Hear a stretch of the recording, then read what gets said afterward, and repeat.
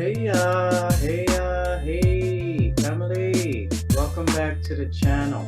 All right, so today we're going to do a little talking about these stars. So we're on Stellarium, and we're looking at Sirius.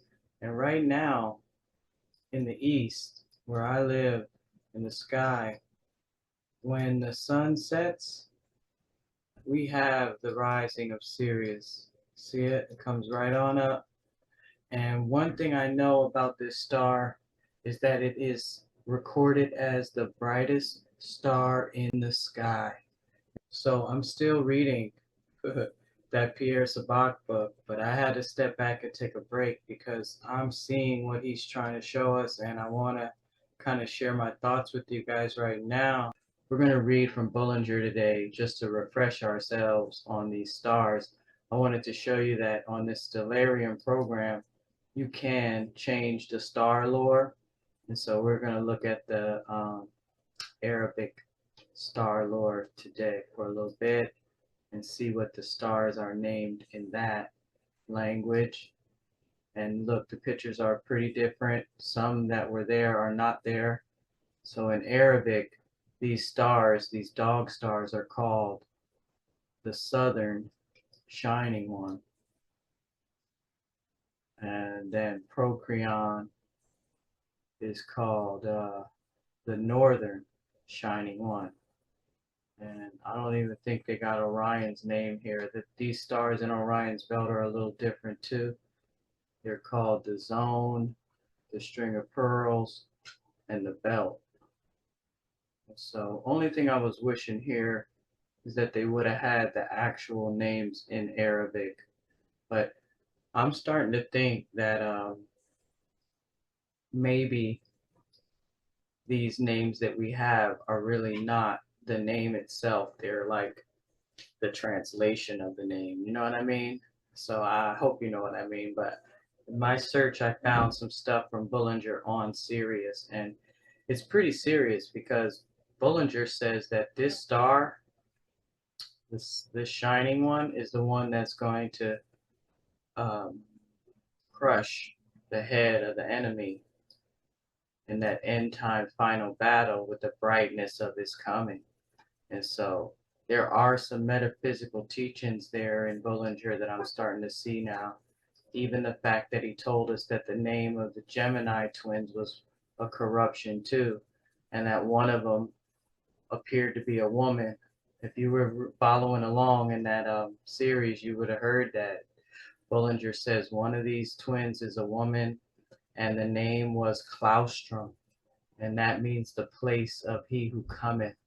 So all of these stars are pointing towards this spiritual awakening. The stars, I told you guys, once I read the names of the stars in the Hebrew, I could see the story of the Megillah in the sky.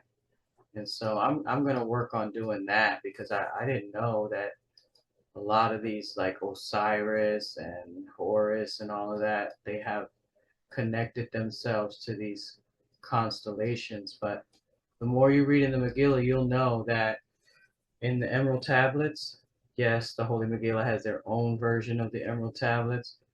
You'll see that in Egypt, the serpent priesthood had set up shop over there and polluted a lot of things. And so the knowledge of the stars is one of them. And because of the little bit of research I did to try to find out why is it called a dog, it said that the hieroglyph in Egypt itself for this star is a dog. So this perversion of this star goes all the way back to Egypt. And I'm going to let Bullinger tell you about it because he wrote his book back in the 1800s, and now I even can understand a little bit more of what was driving him. So let's go and read. Okay, so this was the first thing that caught my eye. This is in Murder of Reality from Pierre Sabak, and as I was reading it, I read this part and I showed you guys how they blatantly just changed the name of things in different languages. And so that was very telling, and I saw how if you write the dog in Arabic, then it gets connected to that rib, the serpent, the moon, and the priest. If you write it like that, Khaled. But the star is written as Al Shara, the shining one. And a little further down, I saw some more um, confusion of the language is here, where you got the in Arabic, the AUR is Hebrew for light, and then the Semitic is AWR to bark. So you got this one letter different, two different languages. Um, Probably something got lost in translation there. He even says that the Egyptian deity Ra, traditionally the sun god, is incorrectly designated. Yes, because Ra in Hebrew means evil. So either they were just trying to call the sun evil. That kind of matches with what Lucifer was telling Adam and Eve, that stay away from those that carry the staff of the seventh heaven. And so all of the sun and the stars and the information that they carried for us to know what they were was polluted all the way back to the time of the Garden of Eden. And so he even says here that in Old Semitic, AUR is philologically branched with Eloah, ELOH, light. So if you can see, that's what I mean. They translated light as evil, okay, and said it was a deity. Um, and what do you think that does to our psyche? I don't know, but it definitely has us probably manifesting and creating this reality that we're in right now, full of confusion and discord because our thoughts and our words don't match. So, this was also why I wanted to do all of this digging into this dog, because even in it says this pun between God and dog is also in the Arabic with Allah, meaning God, and Awar, meaning bark. English, we have it as God and dog. Quantifiable, the wordplay God and dog is reciprocal in the Syriac Torah. So it goes back to this Torah where you got the Hebrew name Hey Lael, and that means the shining one, but it got reproduced in that Syriac as Hey Il, and that means the howling one, and they gave that name to Lucifer.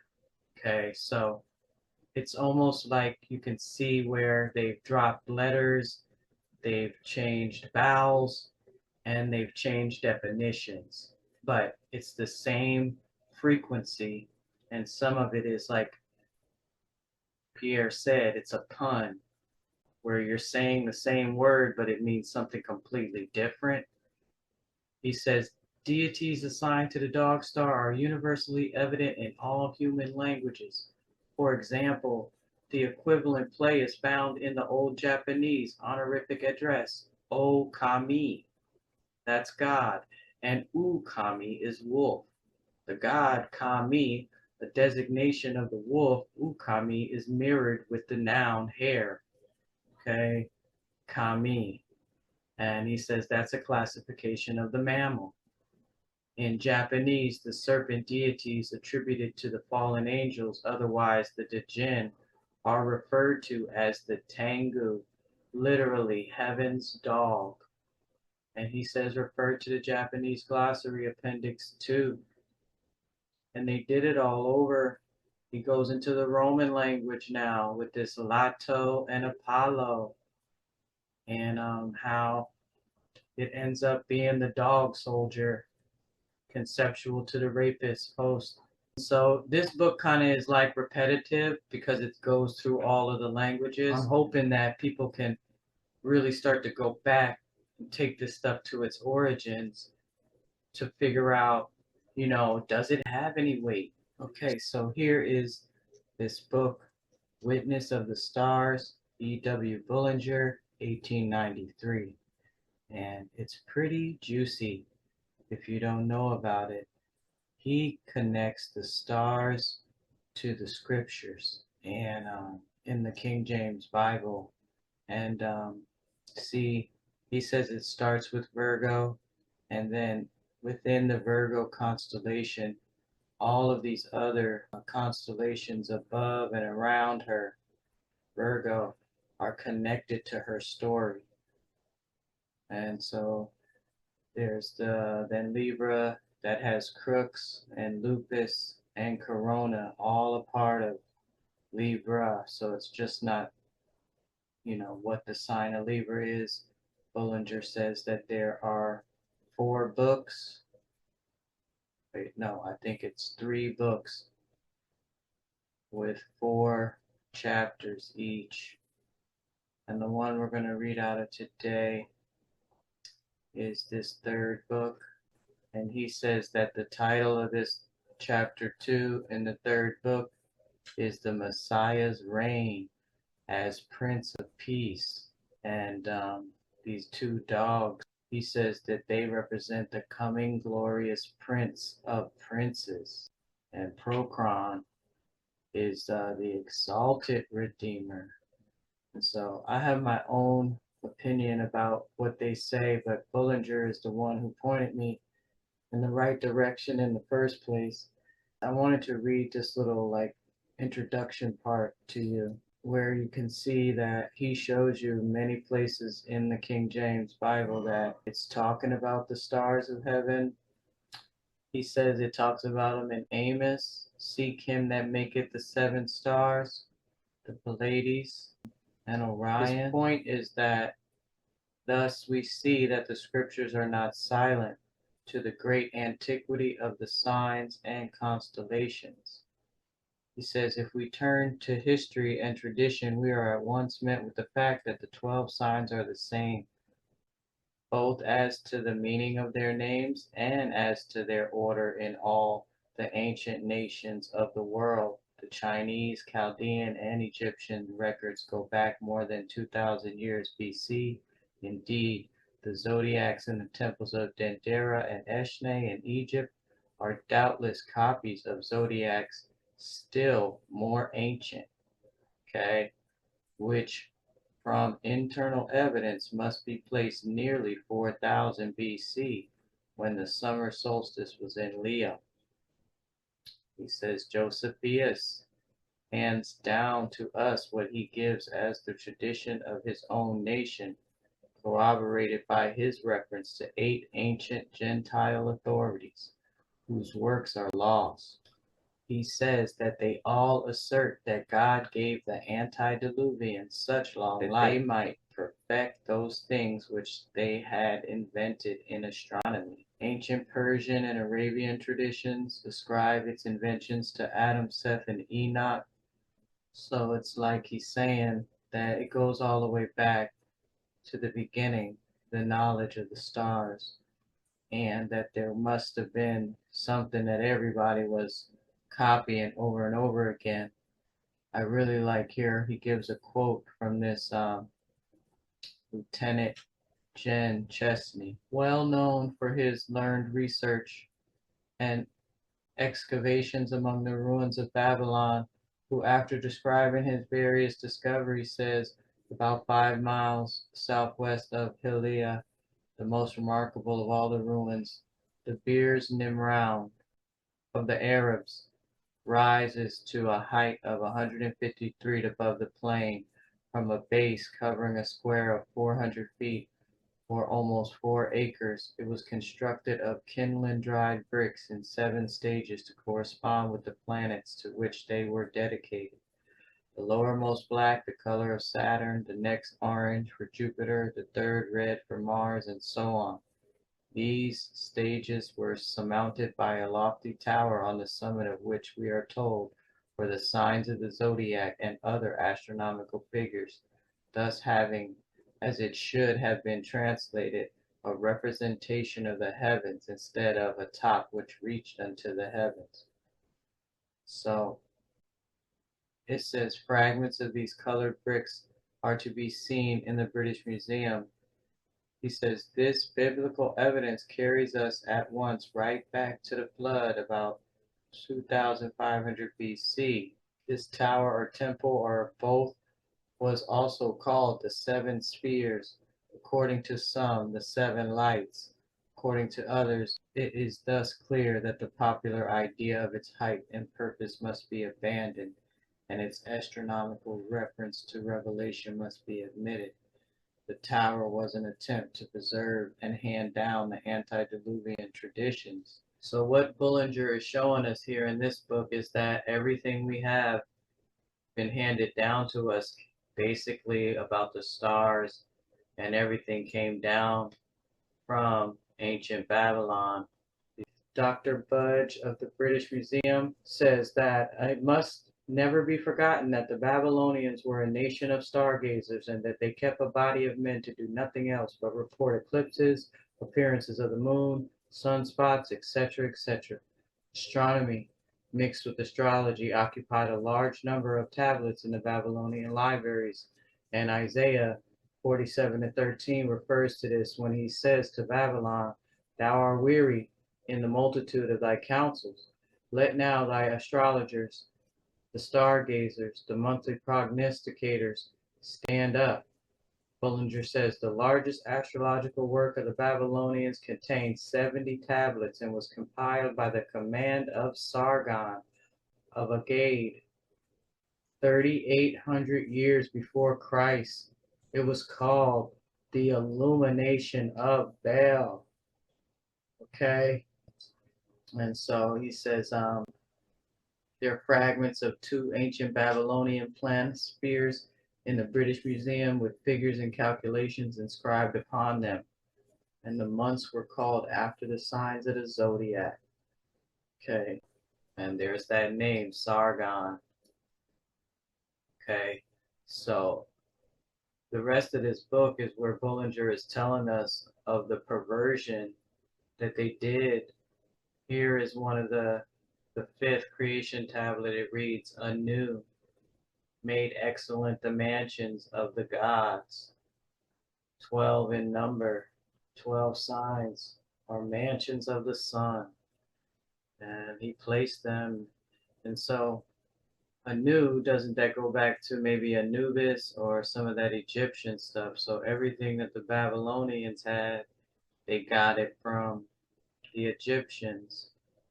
And now let's finally get to that star, Sirius, so I can show you what he says about it. And in the third book, he says the title is The Redeemer, His Second Coming, and the Glory That Should Follow.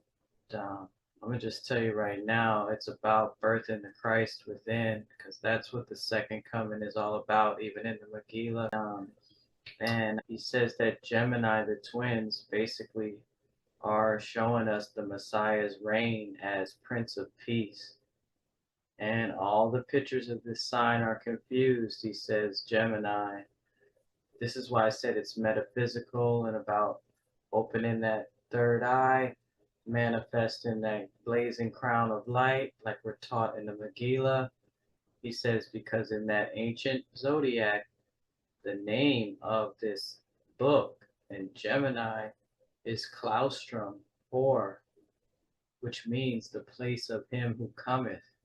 So this coming of the Christ is a Christ consciousness awakening about to happen here. And this is another clue that the second person in that Gemini appears to be a woman. You have to balance the forces of the masculine and the feminine in order to manifest that crown of blazing light. And so all of the stars in this constellation, he says, are bearing witness of that coming Christ consciousness, that light of the mind. So the first section of the book of Gemini starts with the constellation Lepus, and he says the names of the three constellations of this sign as well as the pictures. And so he's talking about Lepus, Canis Major, and Canis Minor. He says they are all more or less modern and is manifest from the names being in Latin and having no relation to the ancient names of their stars. To learn their real meaning, therefore, we must have recourse to the ancient zodiacs in the Persian planisphere. Bullinger says Canis Major, the dog, or Sirius. He says the prince, capital P, the coming glorious prince of princes, is what Sirius is, according to Bullinger. He says the second constellation carries on the teaching about the coming Redeemer and tells of the glorious prince who will thus subdue and reign. In the Denderah Zodiac, he is called Apes. And Apes means the head and is pictured as a hawk. And that still means cause to come forth or coming swiftly down. All right.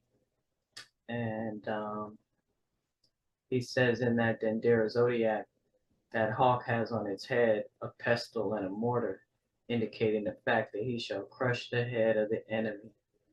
And in the Persian planisphere, it is pictured as a wolf. So here could be where the dog thing came in, right? And he says it's called Zeeb, and in Hebrew has the same meaning. Plutarch translates it leader. And in the Arabic, it means coming quickly. Its ancient name and meaning must be obtained from the names of its stars, which have come down to us. There are 64 altogether. So let's take a look at that. He says, out of the 64 stars, the one in the head is the brightest in the whole heavens, and it's called Sirius. He says the prince, as in Isaiah 9 and 6. I wish I would have pulled it up, but for the sake of time, you could check it out on your own. He says our English sir is derived from Sirius, right? But Sirius was by the ancients always associated with great heat, and the hottest part of the year we still call the dog days. It is not, however, of its heat that its name speaks of, but of the fact that it is the brightest of all the stars, as he of whom it witnesses is the Prince of Princes, the Prince of the Kings of the earth. Though this dog star came to have an ill-omened association, it was not so in more ancient times. In the ancient Akkadian, it is called Kasista, which means leader and prince of the heavenly host. Here we see that heavenly host. As Mr. Robert Brown Jr. points out, the sacred books of Persia contain many praises for the star Tishtria, or Thai star Sirius, the chieftain of the East. That's from Euphratean stellar researchers. So let's go look up this Kasista in the ancient Akkadian. See what it says about that. Iranian culture. And it says that both Sirius and Mercury were called Arrow, I guess at one point. And in the Sumerian, it is Ka-Sissa, and Akkadian, it is Suk-Udu. And that's probably because they move across the sky at a surprising speed. All right, and then this breaks down how Sirius is associated with Ninurta and Mercury with Nabu. Those are Iranian gods. And there was a god of Sirius, I guess, Tishtria, and he's often compared to an arrow in the Iranian text. And then you had an Iranian god of Mercury with a similar name, Tree, or Triri, or rather Triya, Iranian divinity of probably Western origin, it says. And then just like the Mesopotamian Nabu, he was associated with the planet Mercury and became the patron of writing. Now we got to go and read from the Emerald Tablets in the Holy Megillah, because that makes me think about Herman. Okay, and we'll probably do that at the end. This is going to be a long jammy. It's snowing outside again, so I ain't got nothing to do. And listen right here, because this is very telling. Like Ninurta and Nabu, earlier in Mesopotamia, the gods, Tree and Tishria, were also brought together by a sort of synchronistic trend that appeared to have begun in the Achaemenid period. And in the Middle Persian text, the two Iranian gods were associated or even identified. The synchronistic trend, which brought together Tree and Tishtria, was based on a Mesopotamian system of structural interconnections and resulted in the correspondences. So Mercury, planet Mercury, is who they were saying was the god Tree and the god Nabu. And that's all one entity. Mercury, Tree, Nabu, and Tishtria, Sirius, Ninurta. So there's some more names for Sirius right there. Tishtria, Ninurta. And so we can see now, looking back, that they were just a bunch of different names given to the same thing, probably different cultures. So, even it could have been the same culture, but you speak different dialect depending on where you live and what town. And so Sirius was this Mesopotamian god they called Tishtria and Ninurta.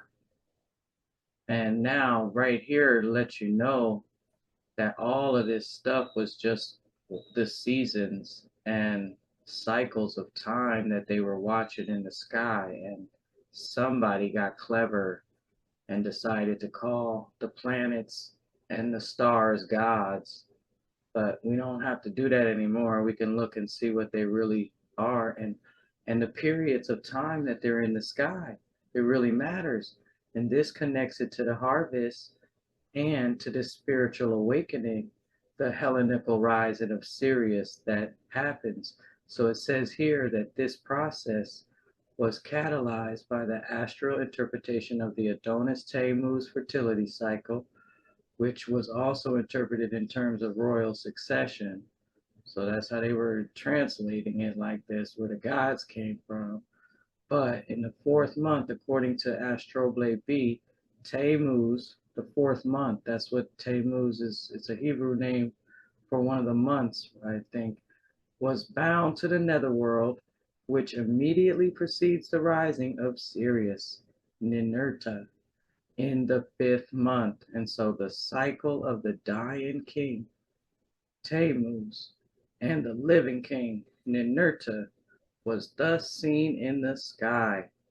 So it's just about the harvest.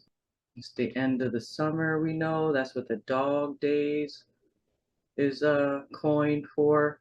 And this cycle of the dying king is really, when you look up dog days in Latin, it is dies canicularis. So maybe that's has something to do where they got those dog days from. But and then the netherworld, see, so but I like this too, arrow, because that would be pointing to this spiritual awakening in Gemini, because according to Bullinger, this Sirius star is connected to the Messiah's reign as Prince of Peace, and the claustrum. Okay, I do want to show you a little bit about Nabu because that brings back into the Tower of Babel. We don't really have to read much about it, but it does say right here, modern scholarship, however, identifies the ziggurat as a religious structure dedicated to Nabu, the god of wisdom and writing, considered the son of Babylon's chief deity, Marduk. What it's looking like to me is that that's exactly what it was. They call it the tongue tower because it was where the languages were confused on purpose. Thanks to Pierre Sabak, now we have an actual paper trail to show us how they were confused. There's a big breakdown in his book as well. We're kind of taking a detour now because I wasn't going to show this on this video, but it's very important because I got to show you what I see.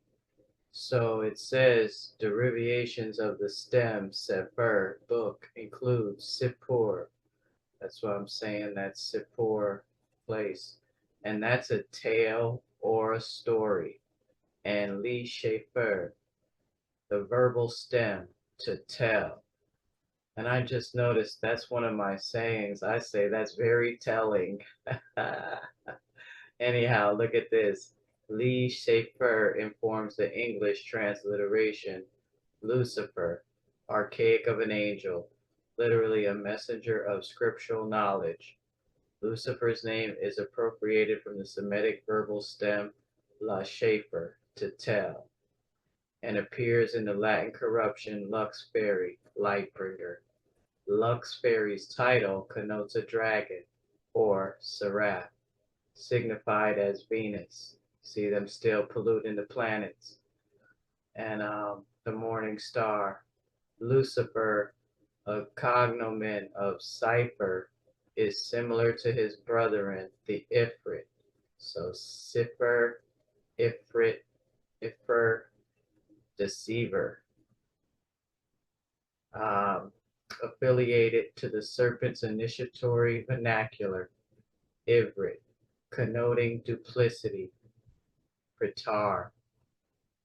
And yeah, that's that tree of evil that he disguises as good. And then it's really just truth mingled with falsehoods, a cunning mixture of truth mixed with falsehood. So his name, Lucifer, is all of that, telling a story, a tale or a story. There's no truth in him, remember that, right? And then there's just one more little thing from here. I wanted to show you about the language. Conceptually, the reptile is defined as a linguist, emphasized throughout Semitic discourse. The Hebrew noun sefer, book, reproduces seraph, a flaming angel or serpent, and sapah, language. Sefer in English is rendered as cipher, sippur, to tell.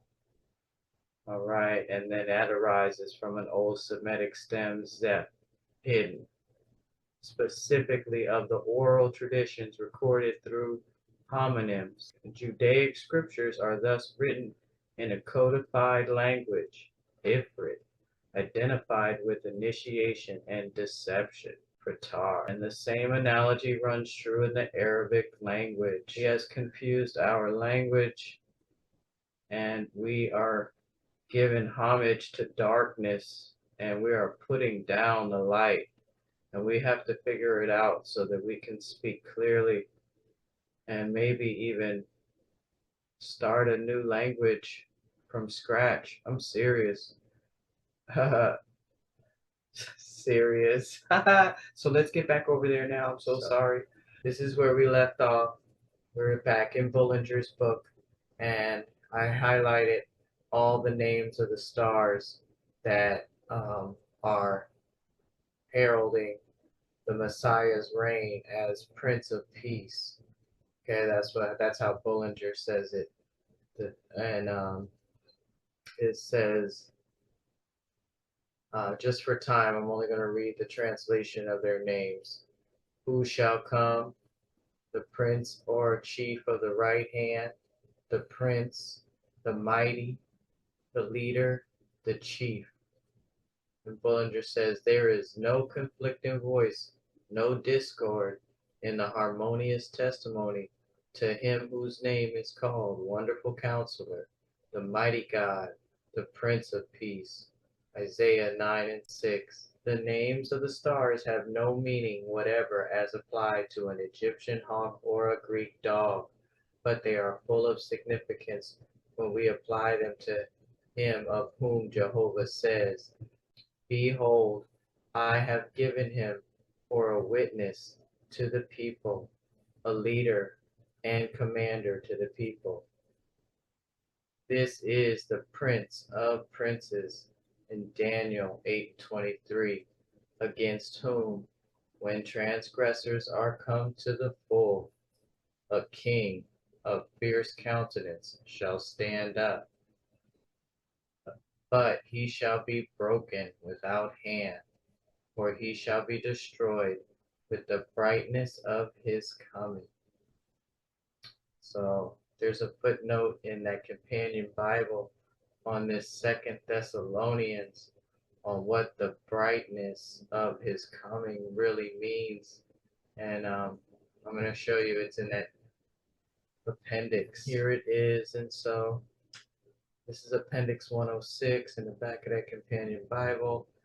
And it's the word for the brightness of his coming is a ephaneia, and that's a shining forth. Hence the English word epiphany. Yeah, because that's how we defeat the dark forces, just like the prophecy about King David having to be born 7 times, and it wasn't going to be till his 7th lifetime that he put down his worldly king crown. He put down the worldly crown, and then he put on and manifested the crown of blazing light. And then it says he's going to be reborn to do that final walk in samadhi with all the baby Christ that are going to manifest, 144,000 in the last days doing that walk in samadhi. And this is what these words are talking about, even in the Greek, in the King James Bible. So this one at the bottom, the last one, shining forth, it says it's from number 3. And number 3 is ephaneo, to shine, show light upon. From number 1, phaneo, to shine forth as to be seen, having reference to the manner in which a matter presents or shows itself independently of any observer. Hence the word phenomenon. And man, so this is pretty exciting. That's why I wanted to share this. Apologize for the longevity of the video. We're about to jump back over to Bullinger again. This is Bullinger's work as well that we're looking at right now. But we just have to finish because I want you to hear about the second dog that they classified as a dog in the sky. And it says this is the exalted Redeemer, Proprion. And it means before dog in Latin. Nothing special. But you heard what Bullinger said, that in the stars' names there is nothing to suggest a dog or a hawk. So it doesn't matter how they drew it. The star name itself will tell you what it is. And this is the Al-Sharia, the northern shining one. And that's the prince or chief of the left hand, answering to the star in the Sirius, which one right hand and one left hand, and the 2 united youths are placed. Al Mirzam, the prince or ruler, and Al Gomira, who completes or perfects. You guys know what that word is in the Holy Megillah. That's completeness. That's a whole meditation.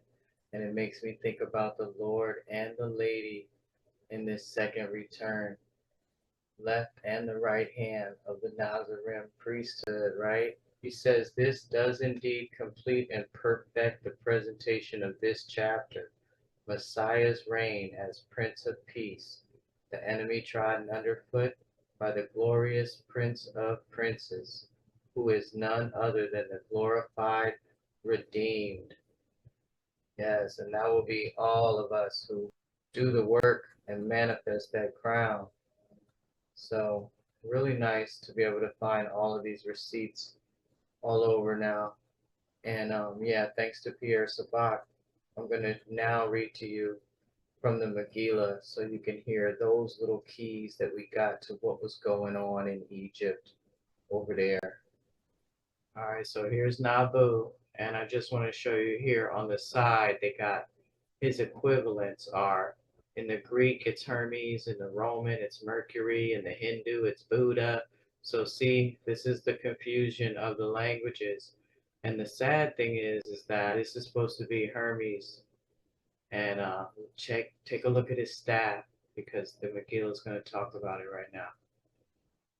You can barely see it over there, but it's got some serpents coiled around it and wings. And this is a prophecy by Sarah, the silver dragon.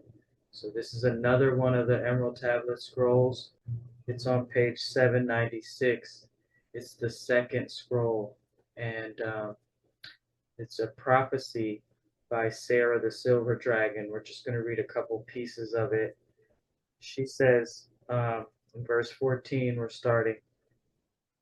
Behold, Hermon, Phoenix rider, from the mountain of peace at the center of Cush, you are overflowing with love and wisdom, the highest wisdom that gives the nod to love in all close calls between justice and mercy.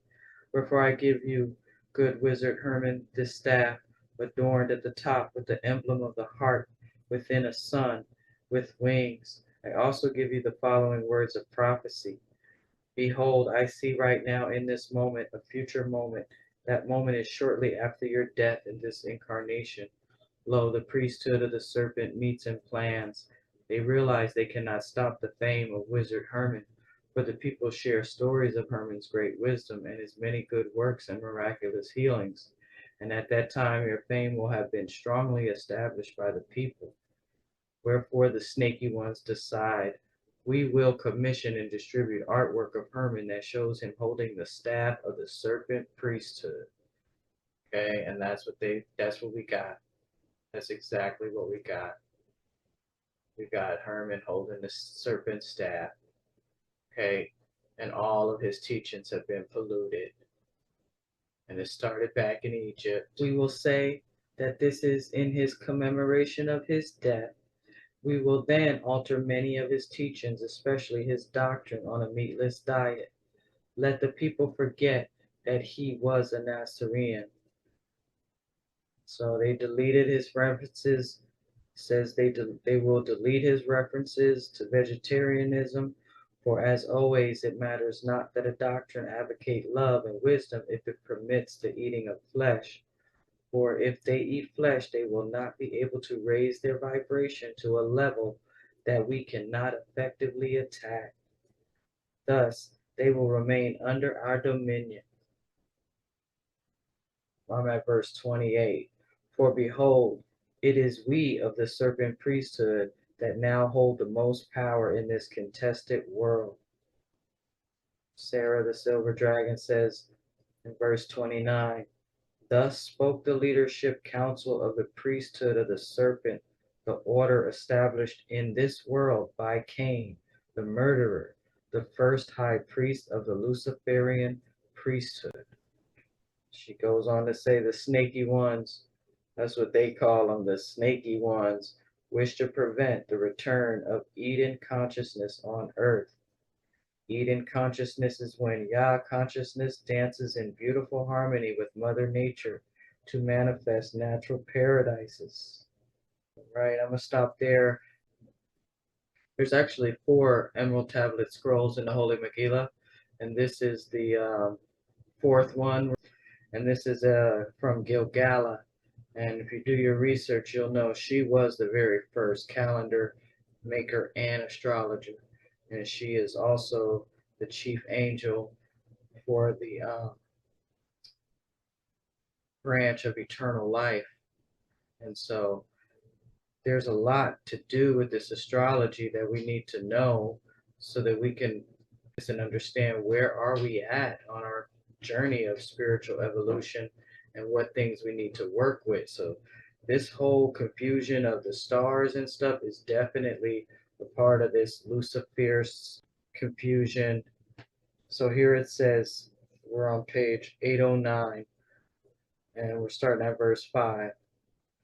This is Gilgalah's preamble to Hermon's golden precepts.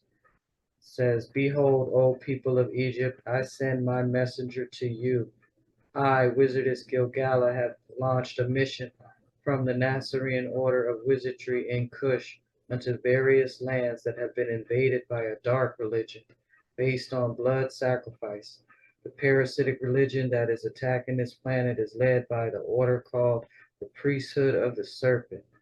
They are written about in the Nazarene scriptures, for they have long tampered with the natural development of this world. I have trained and am sending to various lands Nazarene wizards to teach white magic, where the serpent priesthood now teaches black magic. She says here, verse 11, by request of Uriel the Wise, I currently serve as High Wizard of the Nazarene School of Wizardry. It is in that capacity I send you this message. To Egypt I send Hermon the Wizard as my messenger, and with him my co-worker and friend, Phoenix, Thaw of Mad Heba. But this message is to all who will read these words and truly hear them in every nation, in every home, in every generation. Black magic is a vibration best avoided by not being it. And we're going to jump back over to Bullinger because this is what Bullinger is showing us, that the stars are talking about this Eden-like consciousness and Yah consciousness with this Christ conscious awakening that's about to happen. It's already happening. And that's why I was showing you guys how Sirius rises in the east right now. And this was a big deal. And they wanted to pollute all of this information and everything that is dark that's connected to Sirius, Osiris, and all of that. Yeah, we got to see through the lines now. And we can with this light that's going to destroy. Watch what Bullinger say. Let's go over there now. Bullinger was on it with this priesthood, wasn't he? He says, this is also what is written in the book. Shall the prey be taken from the mighty, or the lawful captives be delivered? But thus saith the Lord, even the captives of the mighty shall be taken away, and the prey of the terrible shall be delivered. For I will contend with him that contend with thee, and I will save thy children, and I will feed them that oppress thee with their own flesh, and they shall be drunken with their own blood, as with sweet wine. And all flesh shall know that I, the Lord, am thy Savior and thy Redeemer, the mighty one of Jacob. It's Isaiah 49.